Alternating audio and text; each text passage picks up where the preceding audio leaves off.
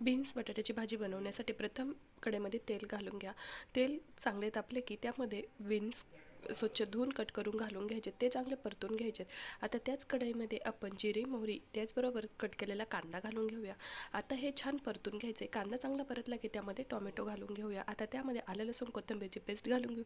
त्यामध्ये हळद, लाल तिखट, गोडा मसाला, मालवणी मसाला त्याचबरोबर चवीनुसार मीठ घालून घेऊ. आता त्यामध्ये साल काढून घेतलेला बटाटा घालून घेऊ.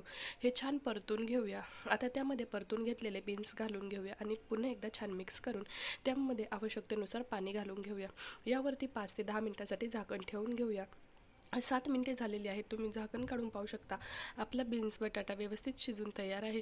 आता त्यामध्ये आपण कस्तुरी मेथी घालून घेणार आहोत.